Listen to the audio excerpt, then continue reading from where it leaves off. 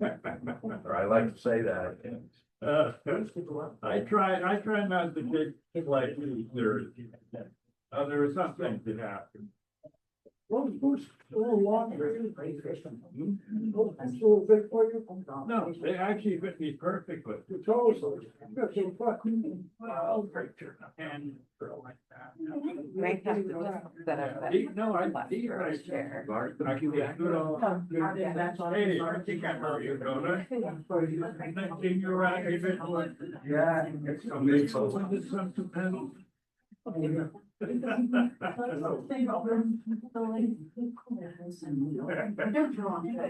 Jonathan, how you doing? Okay. You watch the cover, he goes behind us. Oh, okay. Yeah. There he is. Have an author talk. Yeah, I think you're right. Would change our brand. Five people don't touch their Oh, garden. hey, you gonna block my view on? Am I? Yeah. You were the first one. You think I'm joking? Yeah. I can sit behind you. Can you not see? Yeah, tomorrow. Doesn't care about me. No, you'll be here. I think we're gonna be setting it up. All right, wow. I'm gonna start. So they're moving my daughter's moving and my father's. They have a register. Right. So then it has to be whoever has the right party, we have folding chairs. So then, In the movie. you know. What did you down here? My father was news director for WOC, ready to get something. There. I'm his son. And they. Ron. Donna was there. And an older brother. Donna was there. You remember the film? Yeah. And you are? I'm John, nice to meet you. Yeah. With the voice from Cape Cod. I know he was. It's gonna be interesting to see what he has to say. She has some information. I've heard stories. I know, I don't know where I heard this.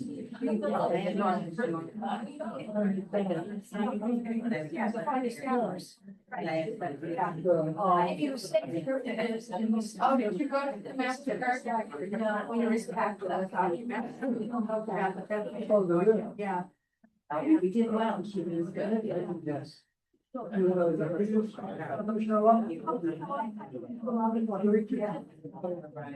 library is like, Oh, Lord. They sit on the first thing that you saw all the people that I brought here. You brought them off. I do. Was that? You brought him here on the website.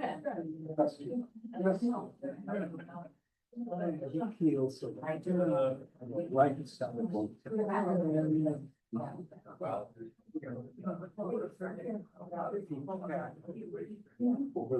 was 30 something.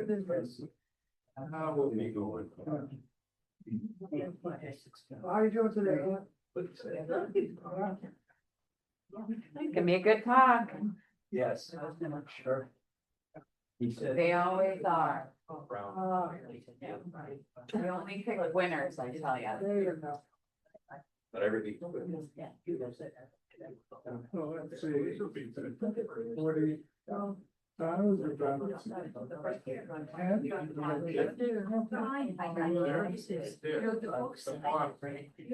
have to. That's the penalty. I have to said for everyone book I bring home, I have to. That's the original. Right, well, that's what I try to do, but you That's know, the some Coast Guard. just can't do it.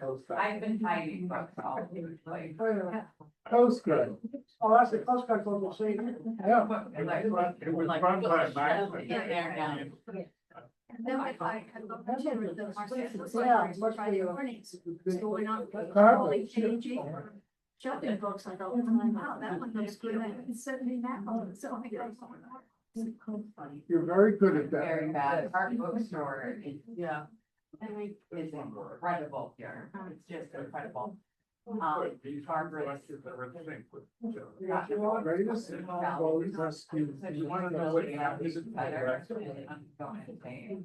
That was. Right, There yeah. you go.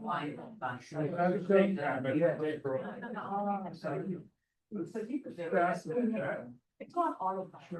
Well done. But I do have, yeah. Yeah, he's gonna tell us. Right.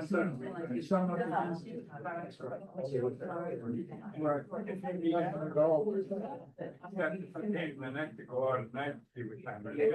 You have to bring a flashlight. One person registered. And then we got killed up. And then we had words for it. In like 5 minutes.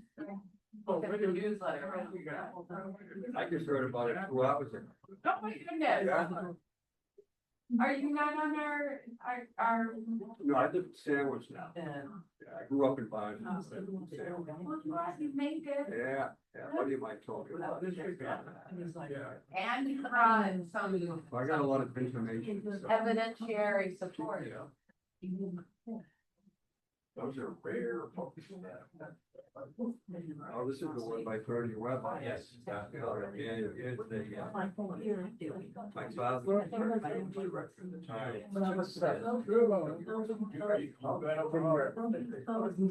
know. This is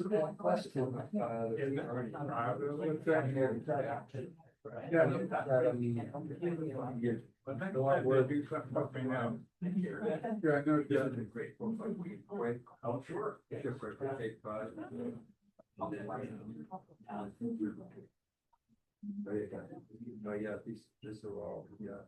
So while I have a captive audience here, we aren't going to start for another few minutes, but I just wanted to point out if anyone saw the 2 cars on the front lawn, that is the start of our car raffle.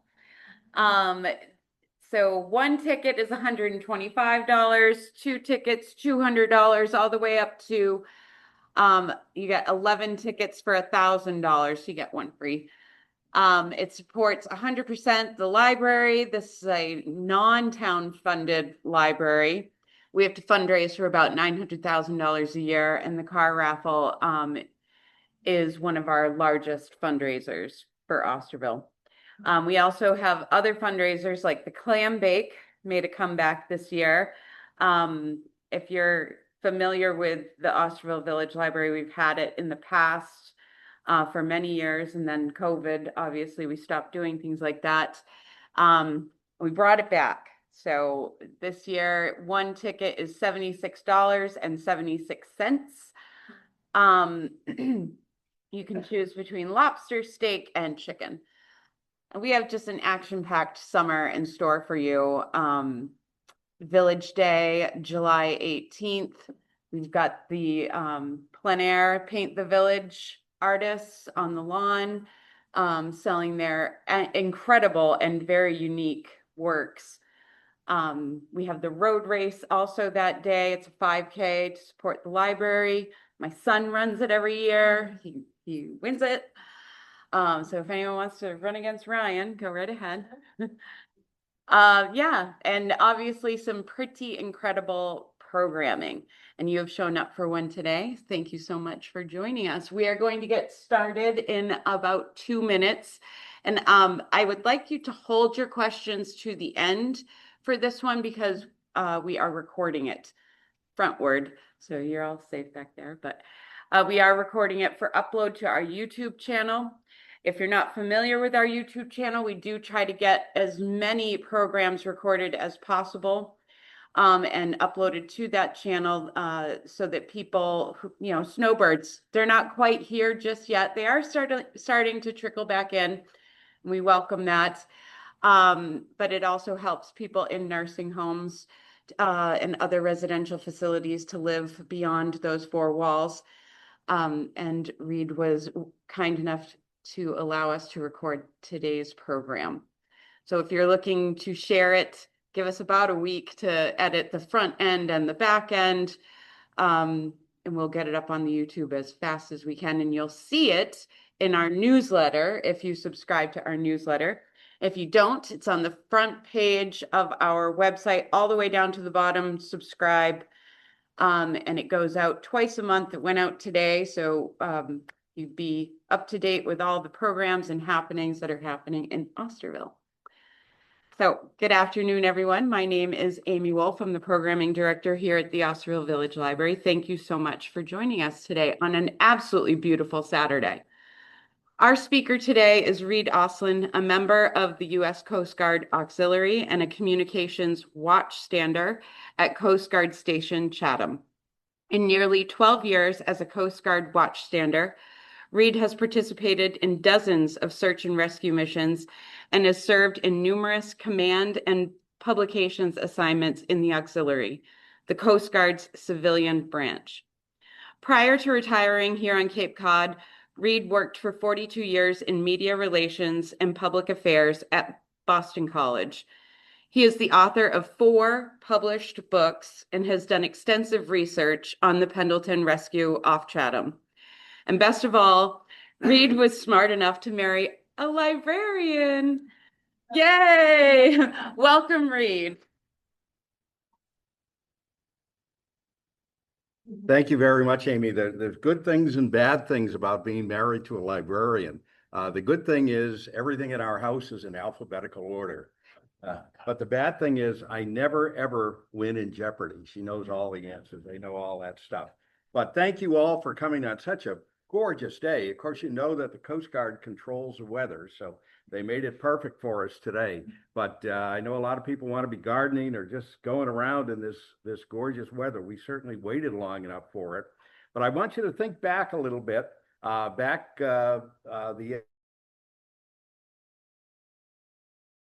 Easter storm that gave us a foot of snow and all the power lines down and everything.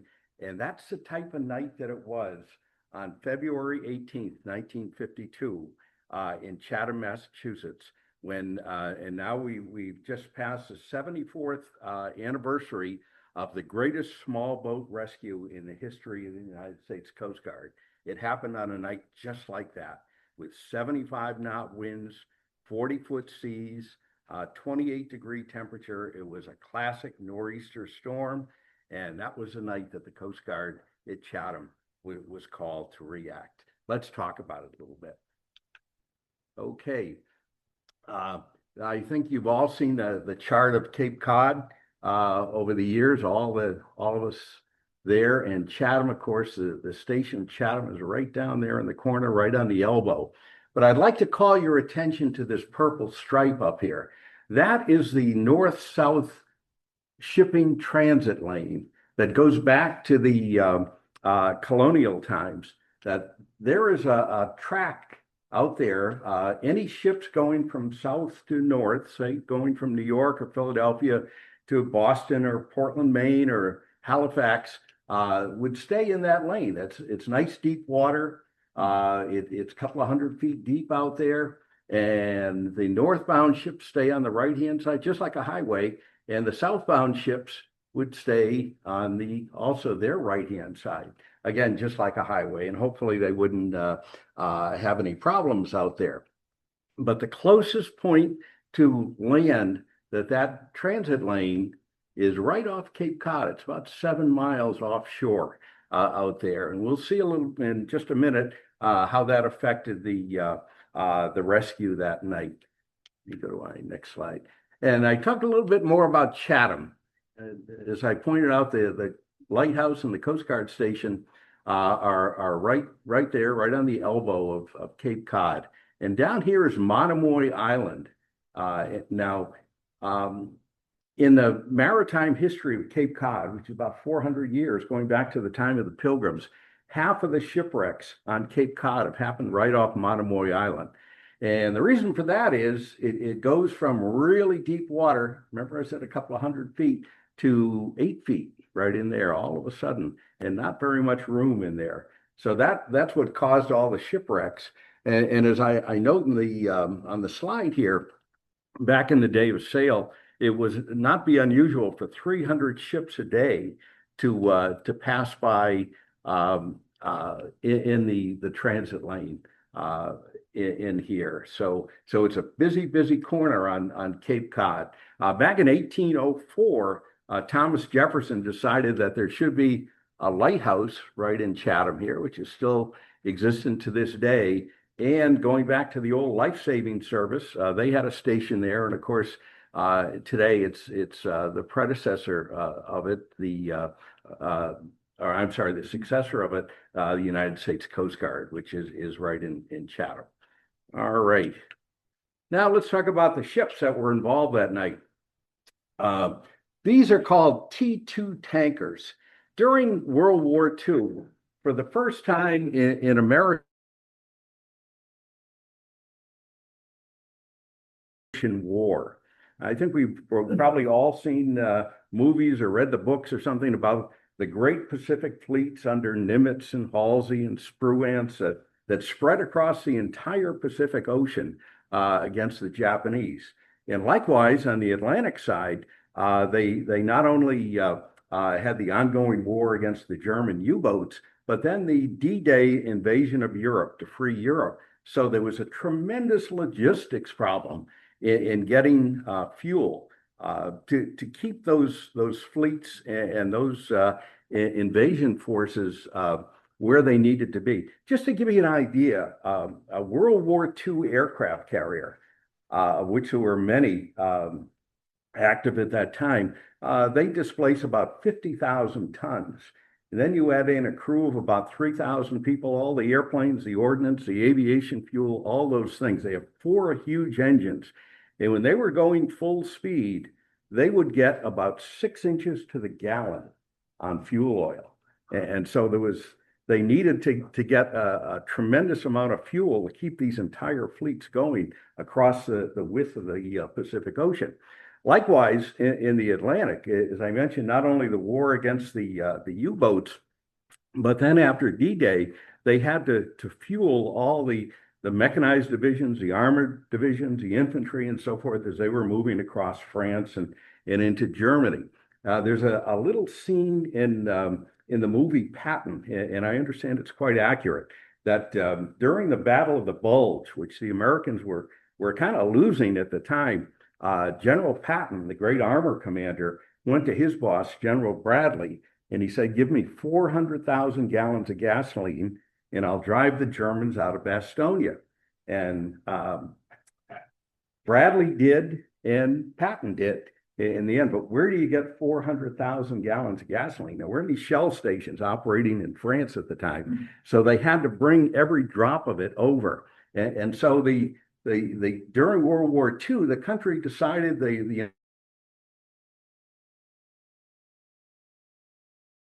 and see about 500 feet long. Their depth was 39 feet, which is too deep to go through the Cape Cod Canal.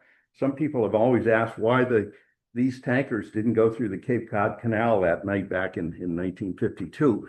But their cargo was huge. They could hold about 120,000 barrels of petroleum, which breaks down to about 6 million gallons each one. So they had these, and they built a huge number of them.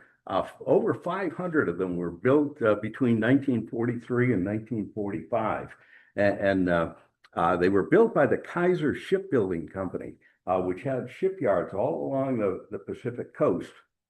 And they built these, they turned them out almost in a couple of days. Every 2 days would be one launch and put into the service of providing the logistics, the fueling logistics for the American forces. But to get those tankers ready so quickly, build them so quickly, they took a couple of shortcuts, and those came back to play a very important part in 1952. The first one is they use what they call dirty steel, which is nothing about the cleanliness of the metal, but it's a process which has a higher degree of sulfur in the makeup of the steel as opposed to nickel. It would have a lower degree of nickel. Now, if you were building a battleship, you'd want to put a lot of nickel into it because it's really hard, and hopefully the artillery shells would bounce right off the side of it. It's strongest steel you can make. But it was quicker and cheaper to add sulfur instead of the nickel but it made it a little bit softer. And sometimes if the steel got in really cold conditions, cold water, it could crack just like a piece of crystal. And that happened. Of the 523 tankers that were built, 18 of them broke in half. And also, to save time, when they were putting the big pieces of steel together in the hulls and in the superstructure of these tankers, they did not use rivets. It's the first time in the history of American shipbuilding for ships this size that they did not use rivets, which is a slow process. They do one at a time, but they're really strong. If you got a hole in the hull and you had a riveted hull, normally the hole would only go as far as the next row of rivets and give the crew a chance to fix it and save the ship. But if instead they welded the pieces together, and sometimes that weld would crack. Again, that's what happened in 1952. Let's take a look at. We go into that. I'm also going to talk about the lifeboat that was involved that night. And I've got a model of it right here. Come on up and take a look after the program here. This is the 36-foot motor lifeboat. It's the last wooden boat that was ever constructed by the Coast Guard. And in the Coast Guard, just a little background, the first two numbers of the ship's or the boat's designation tells you the length of it. So this was 36, and this was number 500 of built, 36 feet in length, and was the 500th one built. It was built in 1946 at the Curtis Bay Shipyard in Baltimore. Again, it was made out of wood, but it was very strong. It was made out of oak and cypress, two of the strongest woods available. Would have a crew of 3 or 4 people. The engine, there was a gasoline engine at the time. Later, they were switched to diesels, but they only had about 90 horsepower, which is probably less than the SUV that you drove here to this afternoon. But their capacity was listed as maximum 20 people. They were in service for a long time. They were used all over the country. They almost 60 years they were in service. They built 218 of them. They were virtually unsinkable. They had 1,000 pounds of bronze in the keel on the bottom of the boat. So if it got knocked over by a rogue wave or heavy seas or a storm, it would come back up again. It took it about 12 seconds for it to come back up again, which people say is the longest 12 seconds of your life while you're waiting for that. But there's still 11 of them around, including the 36500, the one that made the rescue that night. Okay, now on 18 February 1952, we had a problem. The Pendleton left Baton Rouge, Louisiana on Monday the 12th, Monday the 12th of February. And they had a full load of 6 million gallons of home heating oil and kerosene. They were headed to the port of Boston. The captain of the Pendleton was named John Fitzgerald. He was a Boston native. He lived in Roslindale, and he was going to bring the ship out. This was a normal transit during the winter time with fuel oil. There was another almost identical ship called the Fort Mercer that left Norco, Louisiana. Only had about an 85% capacity because there was some shoaling as it got out to the Mississippi River, so they didn't fill it up. But it also had a cargo of kerosene and home heating oil, but it was again only to about 85% of capacity. So it was about 5 million gallons, 5.2 million gallons. They were independently, operating independently. The Pendleton was owned by Esso, which is now Exxon Oil Company, and they filled at the refinery in Baton Rouge. And the Fort Mercer was leased to Shell Oil, which they have a refinery in Norco. And they left independently, came down the Mississippi River, across the Gulf of Mexico, through the Straits of Florida, and headed up the East Coast. The Pendleton was headed to Boston, as I mentioned, and the Fort Mercer was headed to Portland, Maine with their cargo. Again, they were owned by two different companies. As far as we know, they didn't even communicate with each other. This was a normal tanker route from the refineries in Louisiana to New England.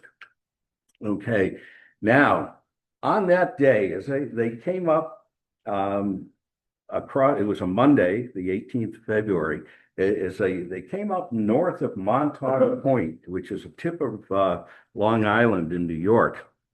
The storm picked up. It was a typical nor'east storm, very much like the one that we had back in February. The winds were hitting 75 miles an hour, and the seas were as high as 40 feet, which give you an idea if you've ever been by the Nobska Light over in Falmouth, or the Chatham Light up outside the Coast Guard Station Chatham. Those are about 44 feet tall. So it gives you an idea. Or if you want to think about 4 basketball hoops on top of each other, that's about 40 feet. That's how high the waves were that night. Now, the typical procedure, if you have a ship that big, and remember they were about 500 and some odd feet long, is to wait out in open seas before you go into the harbor. The last thing you want to do is have a 500-foot ship in Boston Harbor when you can't control it and that type of winds. So it's normal procedure for any ship in that type of weather to wait outside. And that's what they were doing before they headed in. The Pendleton would have taken a left turn north of Cape Cod, Provincetown, and gone into Boston Harbor. Fort Mercer would have gone up some more and headed into to Portland, Maine. At 5:55 in the morning, the Pendleton, again, the seas were 40 feet, the wind 75 knots, and the temperature was 28 degrees.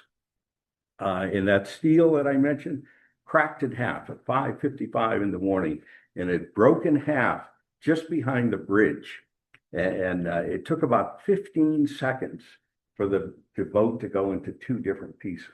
And unusual that it happened, but it all of the communications equipment, all the radios and so forth on the ship were in the front part, where the bridge was, where they control the ship, where they steered it and so forth. And all the power for the ship was in the stern, back where all the engines were. So up front, where there were 8 people on the bridge, they had no communications. They had no power to operate their communication system. And in the stern, they had no communications, but they had power. They had the lights still on, but it was in 2 pieces drifting in different directions. About an hour later, almost 7 o'clock, Fort Mercer also started to crack, but it didn't break in half like the Pendleton did. So they were able to get out a message that they were having some difficulties, although they did not declare an SOS. They didn't think they were going to sink, but they knew that they were having structural difficulties. And so they were able to radio the Coast Guard and let them know where they were. But again, the Pendleton, nobody knew it was out there, and that was broken in half. Now, the Coast Guard got the message on that, and we like to say in the Coast Guard song, always ready for the call. And they were that night, or actually it was morning by that time when they got the call. It was about 7 o'clock in the morning when they got the call from the Fort Mercer. And they launched immediately a number of ships, a number of Coast Guard cutters. Most of them were these old, they were World War II Navy seaplanes that had been turned over to the Coast Guard, and they were used as cutters up here in New England. Well, the one that was we'll talk about it as we go through is the Yucatan, which was home ported in New Bedford. They had been underway for the previous 2 days, searching for a fishing boat from Nantucket that had gone down, which they never found. And when the storm got really nasty, they went around the hook of Provincetown, and they dropped their anchor in Provincetown Harbor just to wait out the storm. They were going to wait for a day and hope that it calmed down a little bit out there. Also, the Coast Guard, the Yucatan, I always mention this too, they said, where'd they get that name? That's named after a small bay up in Alaska. I never heard of it either, but that was the name of the Coast Guard. Also, the Univac was dispatched out of Boston. The Acushnet, which was up in Portland, Maine, and the East Wind, which was an icebreaker that had been was returning to its home port in Boston. It had been breaking ice in the Hudson River and was headed back up in that transit lane back to its home port in Boston. Also, the Coast Guard cutter McCullough was launched out of Boston, and a Navy ship, the USS Short Splice, was returning again in that transit lane. They were headed back to their port in Norfolk. Now, the one thing about some of these, the East Wind, the icebreaker.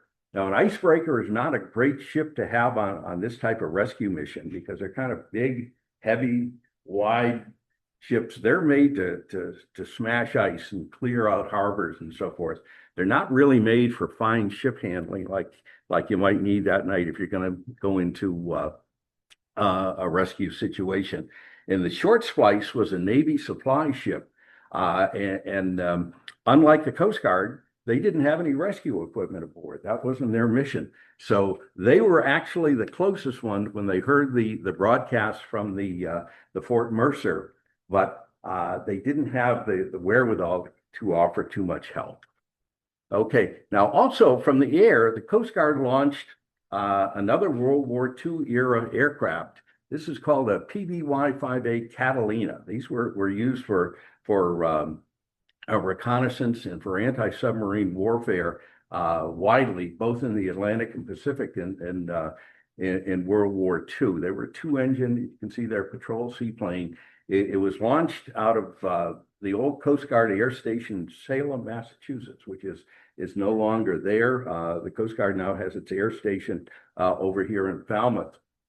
But they were great aircraft in that they could stay up all day. They had a 2,500-mile range and it speed just under 200 miles an hour. They could stay up for like 12 hours. And they located the Fort Mercer at 2 o'clock. They knew where the position was. The Fort Mercer had given a position, so they headed for that to see what they could find. And at 2 o'clock, three things happened simultaneously. The Pendleton was reported overdue by the shipping company that was going to receive it in Boston. They hadn't heard from them since the day before. It was the 18th was a Monday. They hadn't heard from them since before the storm broke on Sunday, and they were reported overdue. The pilot of the Catalina, whose name was George Wagner, found the Fort Mercer and just on a hunch that he knew that the wind was coming from the northeast. So he thought if by chance they had launched a lifeboat, it would have drifted to the southwest. So he went southwest of the Fort Mercer's position, and he found another stricken tanker in two pieces. And he said, wait a minute, didn't I just see one that was broken in half? And he said, this is another one, and it's a different hull color.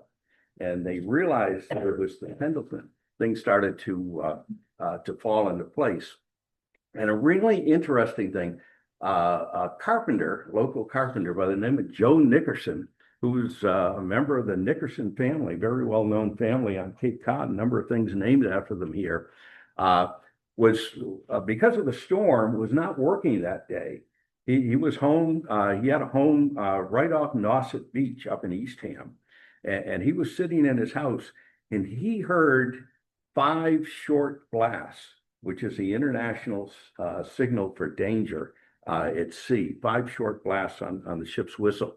What they had done on the Pendleton was, remember, they had power in the back, but no radios. But they were able to rig up the ship's whistle and ran a long line up to it, a halyard up to it, but then they had difficulty pulling it because it was so heavy and it was such a nasty storm. So they got one of the crew members, a guy by the name of George Myers, who was known as Tiny Myers on the crew. And Tiny was a typical nautical humor. He actually weighed between 350 and 400 pounds. And he was able to pull that line and sound every few minutes, sound the 5 short blasts in case anybody could hear it. They would know that there was imminent danger. Joe Nickerson heard that, and he called the Eastham Fire Department. He called the chief directly, whose name was George Goodspeed. And in turn, Chief Goodspeed called Coast Guard Station Chatham. So how did Chatham respond? They responded from the land. They had at the time an amphibious vehicle that had been assigned there. Again, another World War II surplus item. These were used in landings and so forth, beach landings in the Pacific. And the officer in charge of Station Chatham picked 2 men. He said, go up to Nauset and see what you can find. Somebody thinks that they're hearing a distress signal. Take this and go up there. So he chose, oops, I'm going to go back one here. He chose a bosun's mate first class by the name of Bernard Weber to drive up, and he brought one other person with him. They went up to Nauset and didn't see anything. They looked out there, it's still a raging snowstorm. They got 2 feet of snow up in Boston. They got about a foot on Cape Cod with this storm. But he looked out there, couldn't see anything, wasn't sure he could hear anything either, couldn't hear those whistle blasts. But all of a sudden, as Providence would have it, the storm lifted just a little bit, and he saw a stricken tanker out there it was kind of, you could tell it was partially sunk, and he could hear the 5 whistles. But this would be perhaps the last boat that you would ever take out in that type of storm, especially at a place like Nauset where they have the heavy surf. This would be absolutely useless. You'd have 2 more victims in your problem. So he drove back to Station Chatham, which took about a half hour, and made his report back there. Now, what did the stations do? They launched another 36-foot lifeboat from Chatham, from its Stage Harbor boathouse, and that was the coxswain was Chief Bosun's mate Donald Bangs, who took it out, but he did not have a working radio on this particular 36 that he was out on. So he was just kind of searching hopelessly, hoping that he would find something. There was another 36 that was launched from Nantucket, from Station Brant Point, with Chief Ralph Ormsby as the coxswain. And it was noted in the Nantucket log that day, when they always note whenever a boat gets underway, that it was the worst storm in the memory of anyone on Nantucket that day. That's how bad it was out there. He actually wound up being underway for about 12 hours, never found anything.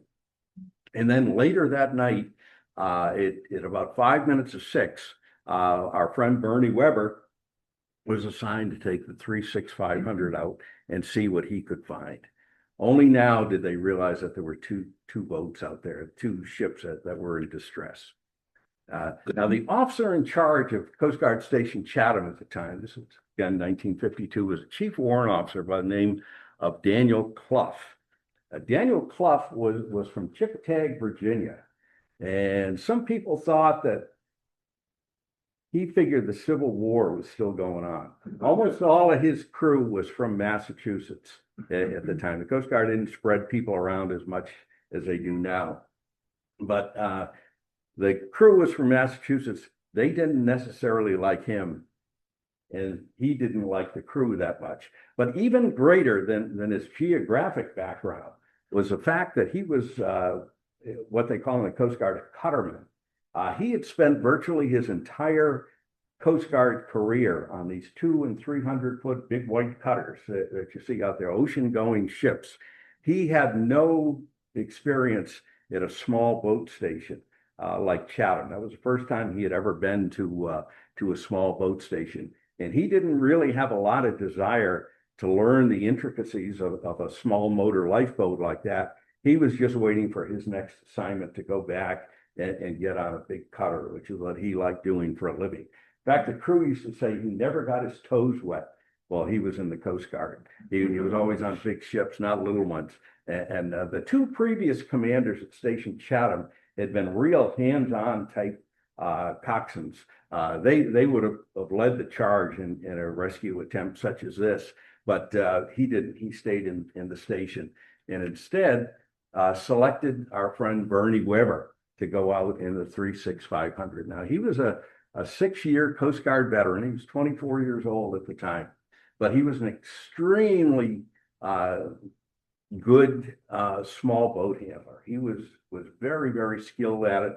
He was the best small boat handler in the station at the time. He was from Milton, Massachusetts. He was the son of a Baptist minister up in Milton. He was born and brought up there, and his brothers were in the service, so he wanted to go into. His brothers were in World War II, so he, as soon as he was old enough at age 18, he went in as well. And so before he got underway, he had to choose a crew among the station, and this is Bernie Weber right here.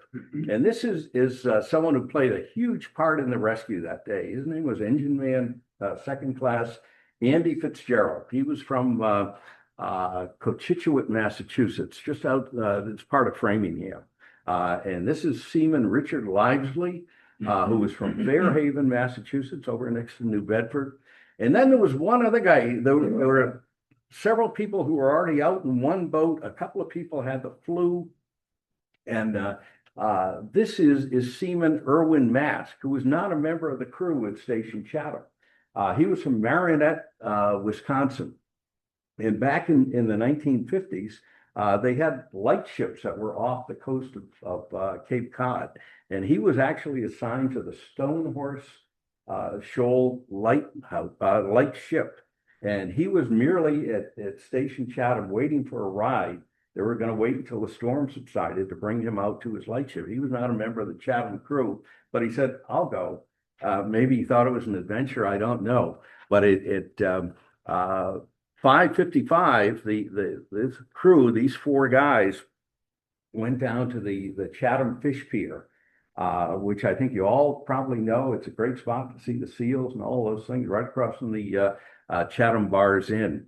And in those days, the Coast Guard boat was not kept at the pier. It was moored out in the center of the harbor. So they had to row from the pier out to the mooring, which was in the harbor. Now, they had on wool uniforms. Today in the Coast Guard, they wear these survival suits. You've probably seen the orange ones. The only thing that's open is your face to protect you from the elements. You can last for a long time in cold water, cold weather. But they didn't have those. They had wool uniforms on. So they rowed out to, got ready to row out, get in the dory. But there was a local fisherman by the name of John Stello, who was considered to be the best boat handler of all the fishing captains in Chatham at the time. He was down checking the moorings on his boats.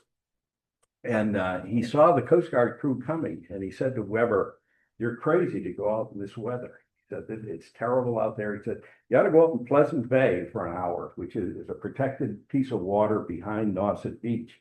He said, "Drive around for an hour, come back, tell them you couldn't get out."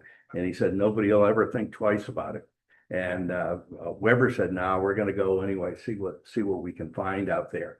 But as they finally rowed out, got in the 36500, and were headed out of Chatham Harbor, and they started singing Rock of Ages because they didn't think they were going to come back. They started to realize how bad the weather conditions were. And Bernie Weber was the son of a Baptist minister, so he knew all the hymns and things. And he said, "How about we sing this? It'll be our last prayer, if that's to be." Now, as they left the harbor, they crossed a shoal that's called Chatham Bar.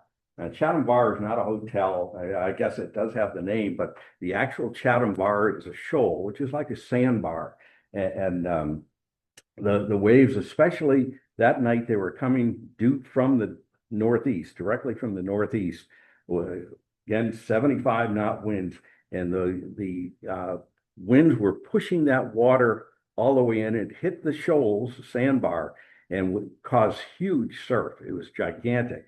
And the first wave that hit them as they tried to cross that bar broke the window, the windshield in their boat in the 36500 and knocked the compass off. And that was the only instrument they had. So they got across the bar without a compass because Weber could tell by the sound of the surf where he was. He was that good a sailor that he knew by the sound of the surf where he was. And they headed across the Chatham Bar, and what did they find? These mountainous waves out there. What they would do is they went up one of these 40-foot waves. Weber would gun the engine to full speed, but when they got to the top, you don't want to, and started heading down, you don't want to go down at full speed because you could pitch pole, go over, or keep going down, which you don't want to do. So he took off his life jacket, tied himself to the steering wheel because he had 3 functions and only 2 hands. He was operating the throttle, the shift, the direction, forward and backward, forward and reverse, and trying to steer a course. And so that's why he took off his life jacket. But it was so rough that the engine kept stalling. And that's where our friend Andy Fitzgerald came in.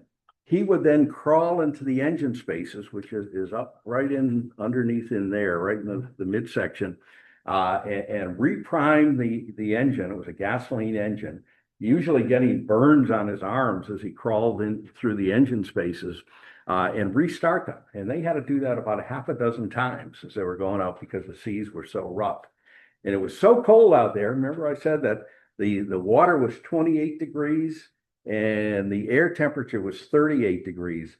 The 4 crew members were putting their hands in the ocean because that was 10 degrees warmer than the air. Again, in today's Coast Guard, they would have insulated gloves on but they had bare hands, which couldn't have been very nice in that weather. But they headed due south, hoping to find the ship. They knew it was coming from the Nauset area over that way. The northeast wind was pushing it.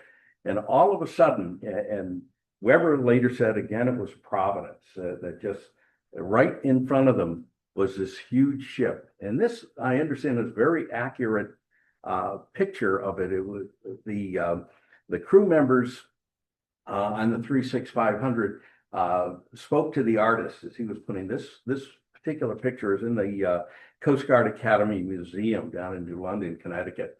But all of a sudden he found this hulking ship right in front of him. And he made a circle around it, and he saw one person up on the deck. And he said, my God, he said, we came all the way out here. And he said, there's only one person on board. But all of a sudden, behind him, all the other crew members, who were 33 crew members who were on the stern. And Weber looked at it and he said, I think we'd be better off up on the stern of that big tanker than we are in a 36-foot wooden boat in these terrible seas out here. But as he said that, they threw what is called a Jacob's ladder. You can see it right there. You've all seen them. It's like a rope ladder with slats across it, wooden slats across it, that is normally used for embarking or disembarking a pilot when they go into a port.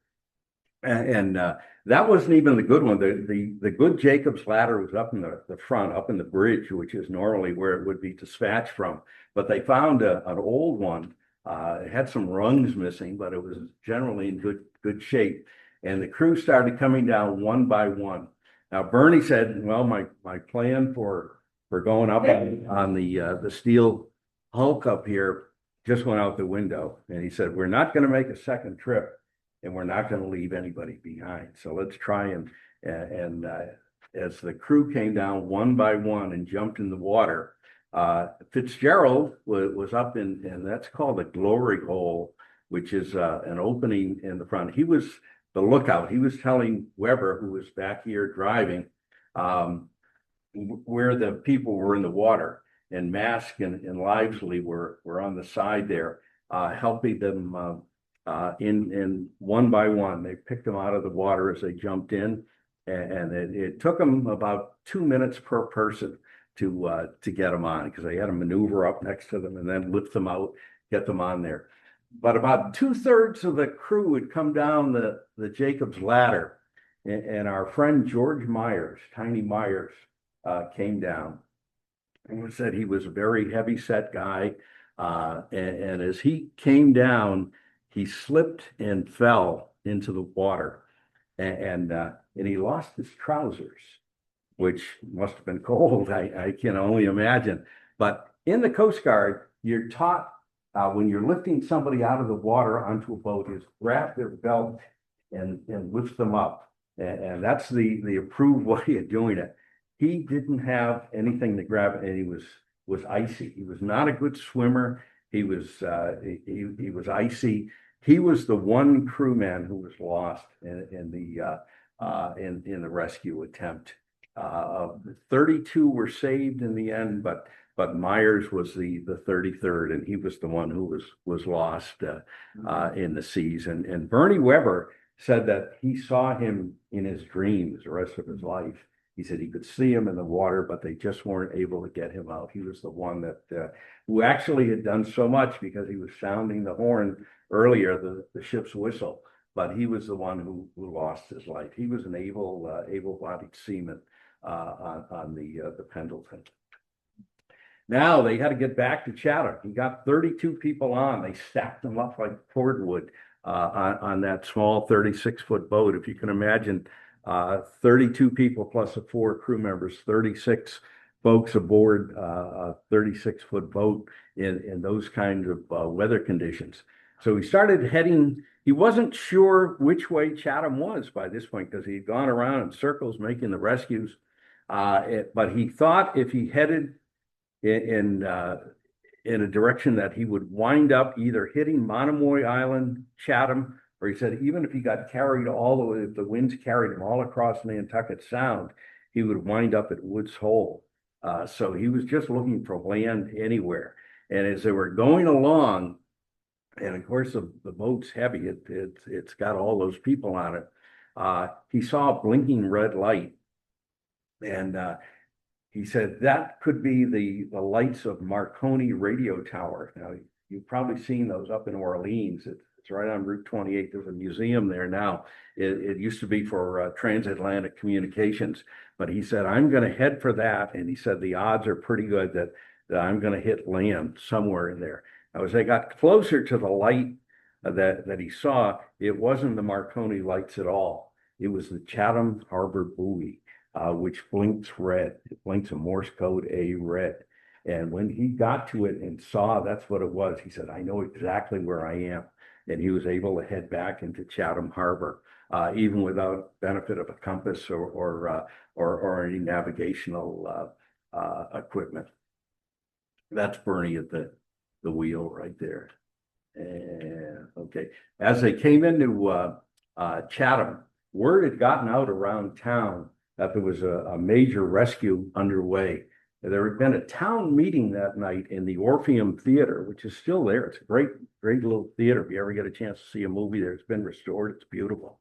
But that was one of the bigger civic areas in town. So they had the town budget meeting there, town meeting, and people heard about it. So they started heading down to the fish pier. They knew that's where they were coming back. And people brought hot coffee and soups and blankets and things like that. And there were some lights down there. They never really lost power in Chatham, as they showed in the movie, but there were some automobiles down there that were illuminating the fish pier as they came in. But you can see how crowded it was on the boat with the 36 people who were aboard. These are, of course, the the survivors from the Pendleton. And I hate to use the term that they look like drowned rats, but I mean, gosh, that's horrific. Yeah, but nobody complained about being cramped on there. It wasn't a cruise ship. They were happy to get back to the dry land. Now, as they hit the pier, everybody got up and there were Coast Guard vehicles there, medical vehicles, the ambulances, and the townspeople and so forth. Bernie Weber didn't move from the coxswain area of the 36500. He started sobbing uncontrollably because he realized what had been accomplished, not just for him, but that they were still alive and they had brought back that many people to Chatham that were still alive. And he just started sobbing uncontrollably and wasn't aware of anything. As he later said, he didn't even remember going back to the station or who drove him back or so forth. The guy with him there is Richard Livesley, who was kind of the the comedian on the crew at Chatham in 1952. And whenever they went out on a training mission or any type of standard mission or anything, and coxswain was the coxswain was Weber, he would always look at him as he got off the boat and say, "Thanks for the ride, Webb." And that night, after they saved the 32 people, Livesley got off the boat and said, "Thanks for the ride, Webb," and went back to the station, leaving Bernie there still sobbing. But he got a ride back eventually. Now, when they got back, again, the townspeople were wonderful. This guy's name is Ben Sherfro. He was a manager of the Puritan clothing store in Chatham at the time. You see his tailor's measuring tape right in his hand there. He came over, he heard about it, and he came over to the station and measured all the survivors, a bunch of them there, and went back to his store and got trousers and sweaters and things so they'd have warm clothing for the night. But again, people brought food, coffee, and so forth. What about Bernie? He said after he saw that he recognized the Chatham buoy and knew where he was and could come into Chatham Harbor, he thought to himself, "I haven't eaten all day." He said, "I would love a coffee and a donut." And he was just thinking about that. He had been active all day. And I don't know how many remember here, but long before they had Dunkin' Donuts or Honeydew or any of those, there was a company called Cushman's Donuts. And they used to deliver to homes. I don't know, it was a bakery up in Lynn, Massachusetts, and they used to deliver to homes. And one of their customers apparently was Station Chatham. So the cook at Chatham brought out a box of Cushman's Donuts. And the guys changed out of their wet gear and came down and had a coffee and looks like some hash browns there. But if you look carefully at this picture, you see the difference between the 1952 Coast Guard and what you would see at Station Chatham in 2026. There's 4 packs of cigarettes on the table there. There's donuts, black coffee, and hash browns. None of those things would appear in today's Coast Guard.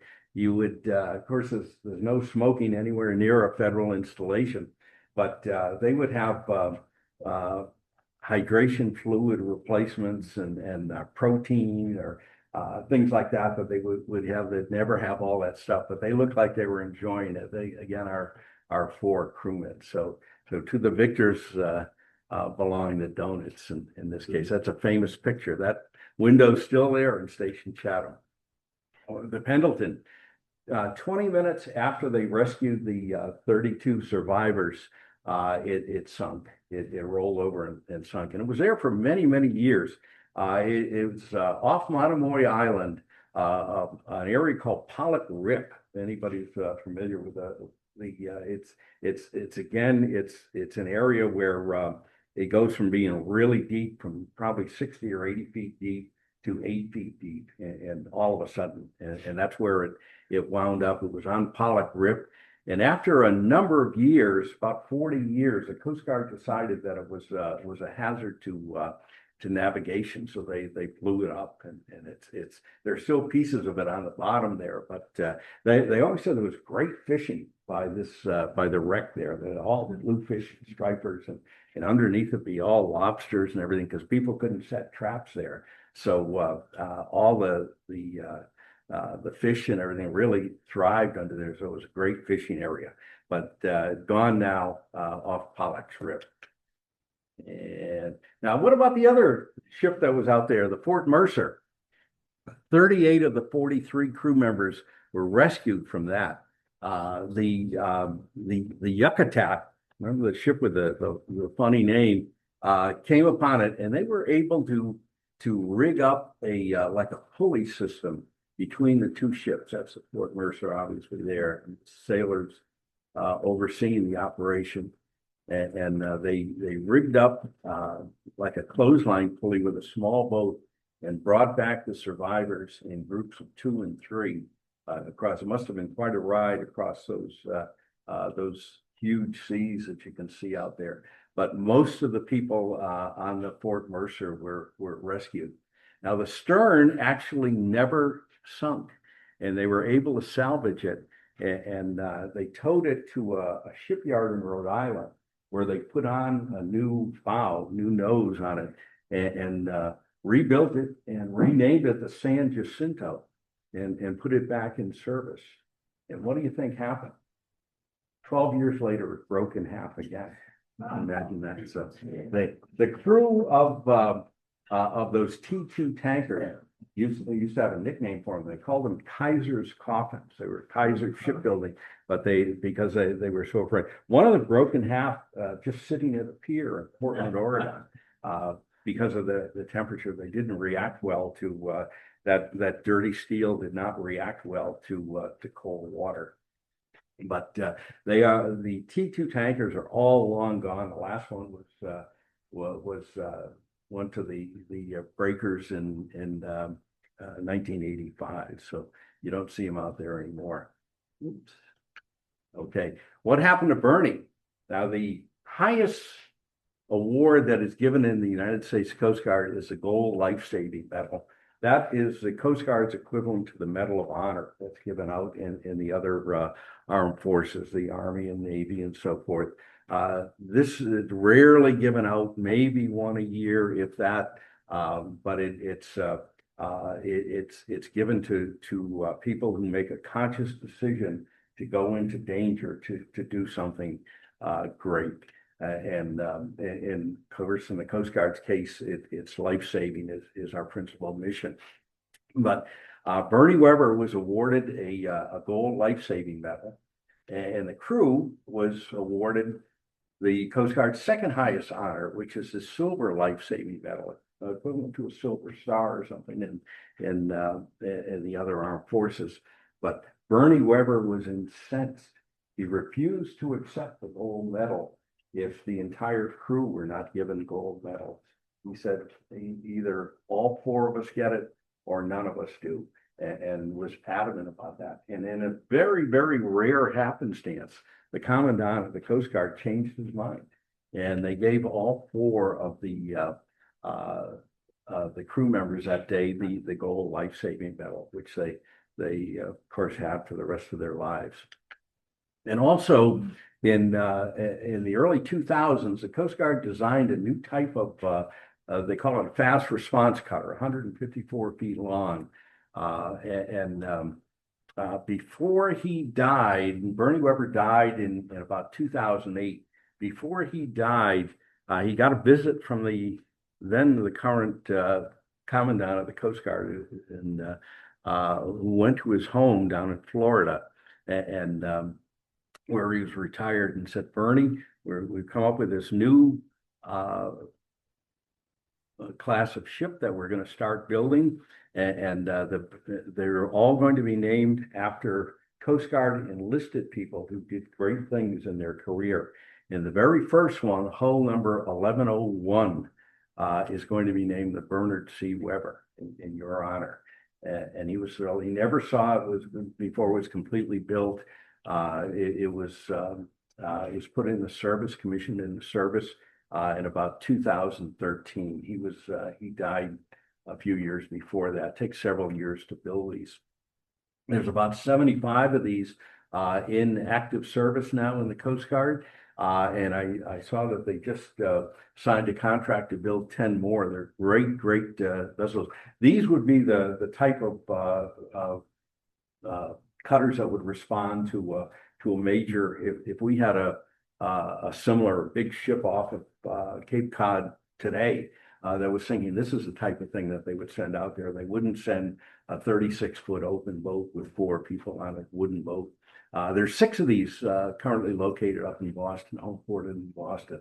The Bernard C. Weber is in Miami, Florida. I've got a cup from the wardroom from the Weber. It's up here, and a coffee mug, and it's a great honor. People sometimes ask what happened to Bernie Weber's Gold Lifesaving Medal. It is on his tombstone up in Wellfleet. He was after he retired from the Coast Guard, he was the harbor master in Wellfleet, and his Gold Lifesaving Medal was encased in his cemetery headstone, and it's up in Wellfleet. And what else? Of course, we talked a little bit about the movie that they made about it. There was a great book by Casey Sherman, who grew up in Barnstable, who wrote about it. The crew, especially Bernie Weber, never talked about it, this great rescue, even though the Coast Guard always considered it to be their greatest small boat rescue. They never said a lot, but Casey Sherman went down to see Bernie Weber and his wife Miriam down in Florida, and finally got him to tell the story. And then he reached out to the other people, who all of whom were alive in the early 2000s. Wrote a book called The Finest Hours, and Disney chose it to make a movie. And see, Casey Affleck and Ben Foster and a bunch of other people were in it. This is the movie poster. They have a copy of it in the Coast Guard station that's signed by all the actors. It's hanging on the wall there, and they've got it framed and so forth. The movie was very good. The rescue scenes in the old Four River shipyard up in Quincy, Massachusetts, with gigantic buildings up there where they built ships, and they built a big tank, filled it with water, and had a machine in it that was like a washing machine agitator that was going up and down. And that's what they showed the people in the boat, and the spray going everywhere and everything. That's how they did it. The rescue aspect of it, again, was very accurate in the movie. Some of the other things were not so accurate. There was a scene in there where Bernie Weber's wife, Miriam, came to the station and said, "Don't go out, it's too bad out there." That never happened. She actually had the flu and slept through the whole thing. Didn't even know it until the next day. But that's Hollywood for you. They also showed they were trying to get a rudder set up in the stern of the Pendleton as it was drifting. That didn't happen, but they were just at the mercy of the wind and seas that night in the stern part. I happen to, we lived in Norwell, Massachusetts, one July day. It must have been 90 degrees, real scorcher of a day. I drove by what had been the Norwell Town Hall that's been restored, and it's beautifully restored. It's like the 1940s inside. It's gorgeous. They use it for civic events and so forth, but they were filming the dance scene. That I don't know if you saw the movie. There was a dance where they fell in love and were going to get married and so forth. And they did that on the hottest day of the summer in 2015, I believe it was, when they did it. But what the crew did was they rolled out a carpet that was like cotton batting that made it look like it was 6 inches of snow outside of the building. And all these 1950s cars were all parked in the parking lot. And the actors came out and they had on their heavy winter coats. And here I'm dying with 90 degrees and they're going around with their winter coats. But that's Hollywood, I guess, as they say. But the 36500 today it's actually today, this day, it's over at Station Chatham. It's being repainted for the summer season, but they keep it at Rock Harbor in Orleans. It's been beautifully restored by the Orleans Historical Society. It probably only has about another year or two in the water because it is a wooden boat. It's 80 years old, and it's not leaking, but they don't want to take a chance. So the Orleans Historical Society is building an annex to their building over there, and they're going to have it enclosed so that future generations will be able to visit it. But you can go there now at Rock Harbor this summer, and you can actually go aboard on the weekend. You can go and see how the size of it and how tiny it is relatively, and if you can imagine 40-knot winds or 40-foot seas and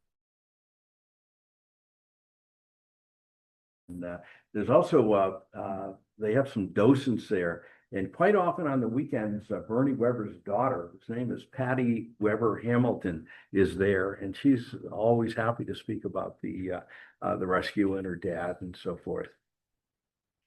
Now, I've had a chance to get underway a couple of times in the 36500, a great opportunity. I'm very grateful. I even got a chance to steer it one day. And we were out there, and this was on Massachusetts Bay, or Cape Cod Bay, I should say, which is relatively calm. Maybe 10-knot winds, 1 to 2 foot seas. Pretty nice day to be in a boat. But this was my view from the steering wheel where the coxswain operates, and I can only imagine what it was like on that night in February 1952. It's just a great feat of seamanship. One thing I noticed about it in steering it, it has, and you can see on the model here, it's got a relatively small rudder, and it's a really heavy. It weighs about 11 tons, and it has all that bronze in the keel, so it's very slow responding. When you steer it, you turn the wheel, and nothing really happens. Then slowly it starts to come around and go in the direction that you want. But Weber said later that was a blessing. He said, because the boat wouldn't outthink you, that you could make say, turn to port, and you say, no, I don't want to go quite that far. You could correct the direction before it was too late. Now, the boats they have now, which we'll see in just a second, can turn on their own axis. So if you turn them, they go immediately. So that maybe wouldn't have worked out so well back in 1952. These are the boats that they have at Chatham now. They're 45-foot medium response boats, medium size. There are 2 of these at Chatham. Now, the 36500, when that was built in 1946, cost somewhere between $8,500 and $10,000. These today cost about $3.5 million each. And the big thing, not only are they enclosed and they're made out of steel, but the electronic package is, you can see all the radar and the radios and everything. They have satellite communications. They have infrared. They can find almost a needle in a haystack in the ocean with the equipment that they have on them now. And of course, the crew is all enclosed, and there's survivor compartments underneath that they could put. But these are the workhorse of the Coast Guard now. I think there's about 175 of them in operating. This is what the interior. Imagine Weber tying himself to the steering wheel in those. This is more like the cockpit of a jet plane, where the crew. Whoops, I'm sorry. Where the crew. You strap yourself in these. They're like pilot's chairs in an aircraft, and it doesn't even have a steering wheel. It has joysticks. Doing video games and things all the time, but these can go really fast and go over 40 knots, and they have a jet ski propulsion. They don't even have propellers on them. That's what makes them go. But these are used throughout the Coast Guard and East Coast, West Coast, Great Lakes, everywhere. These are very very good rescue craft.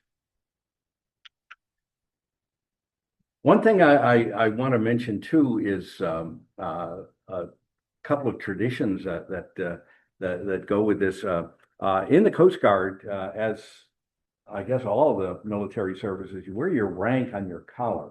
A pin, when they're in their working uniforms, they have a pin or a patch that they wear on their collar, which indicates what they are. Now, the emblem of a Coast Guard chief is an anchor that they wear on their collars. And that's a big deal on the Coast Guard to be a chief, because they get a lot of responsibility because it's such a small service. Now, Bernie Weber eventually made chief. He was a bosun's mate, first class, and that the next step up would be chief. And he got his anchors at Station Chatham. And they still have those anchors there today. And if somebody makes chief at Station Chatham, they get to wear Bernie Weber's anchors when they make it, which is a great honor. Something that the insignia probably costs about $12 over in the Coast Guard exchange, but it's worth $1 million to the people who make chief there. And there aren't that many chiefs in the Coast Guard. Again, it's a highly thought of rank. And also, when they got back from the rescue on the night of the 18th, after they had those donuts and coffee, Bernie was zonked. I mean, he had been going all day. He had been out checking moorings all morning, and he drove up to Nauset. Then he had that incredible rescue mission.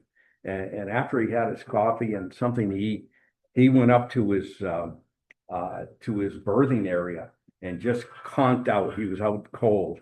And there's an old maritime tradition that people who were rescued leave a thank you for the person who rescued them. And the crew members from the Pendleton went up and emptied their pockets on his bed as he was sleeping on his rack. And when he woke up the next morning, there was $200 in cash on his rack, and which was a fortune back in 1952. And he used that money, rather than keeping it, he used that money to purchase the first television set they ever had at Station Chatham. Of course, it was black and white. They got 2 or 3 channels, I think, back in those days. But I wonder what he thinks when he looks down now and he sees that they have this big widescreen TV that they're watching TikTok and YouTube and all this stuff and ESPN and things. But what do we take away from the story? And I've done a lot of research on it, and you can see some of the books I used in my research up here. Please come up and take a look. There were probably at least 4, as many as 6 times during the course of that rescue operation, that rescue mission, that Bernie Weber could have turned around and come back. And nobody would have known except for him. He would have been the only one, but he didn't. He stayed on. And because of that, 32 people survived that night. I was on duty at Station Chatham just a few months ago. This is a true story. And the phone rang, and it was a young woman who said she wanted to take her formal engagement pictures at Station Chatham. You know, people take these pictures now with a professional photographer. And I gave it to the senior chief, who's the officer in charge. And he said, sure, you can use the station. He said, that's not a problem. But you know, why do you want to take your pictures, your engagement pictures at a Coast Guard station? And she said, my grandfather was one of the crewmen on the Pendleton. I wouldn't be here. He said, so I have a great affinity for Station Chatham. I'd like to take the picture. Well, I think that's a great thing. And to the legacy of Bernie Weber and the Coast Guard crew in Chatham, Massachusetts in February of 1952. And with that, I'm a member of the Coast Guard Auxiliary. We're always looking for new members. If anyone is interested in, if you like the ocean, like the Coast Guard, it's a great way to encourage boating safety and support the Coast Guard. And with that, I'll take any questions that you might have. Thank you. Thank you all. Well, very nice. Well, how about questions? I know there's some out here. Is there anything left from Pendleton that could be seen? Not from the surface, but if you dive, there's pieces of it down on the bottom. It's permitted, but at your own risk. Pollock Riff is a dangerous area, and there have been a number of shipwrecks there over the years. But it's down there. Still good fishing there, I understand. But if you can go down, and I understand there are people who do, but you better know what you're doing because of the turbulence, the highly disturbed waters that are in that particular area. People were rescued from the back of the boat. I'm sorry? There were no rescues on the stern. On the Pendleton. there were 32 of 33 were rescued from there. All of 8 people who were on the bow the bow. perished. Yeah, the bow, they all perished. Yeah. They finally found it, but they were gone by the time they got there. It was later in the day. Actually, Chief Bangs out of Stage Harbor found it, but they were all gone. They had been washed off the bow. What else? Anything else about that? One question somebody brought up at one of these that I did, and I had never thought of it, and I never saw a word written about it, was the pollution. Because with those 2 ships, there were almost 12 million gallons of fuel that went in the ocean that day. But I guess the washing machine effect just dissipated it in those rough seas. I've never read, of course, they weren't as conscious of the ecology as they are right now, but I've never seen anything about it. So that apparently it's just kind of went away. Mother Nature took care of it. What else? Anything else? All right.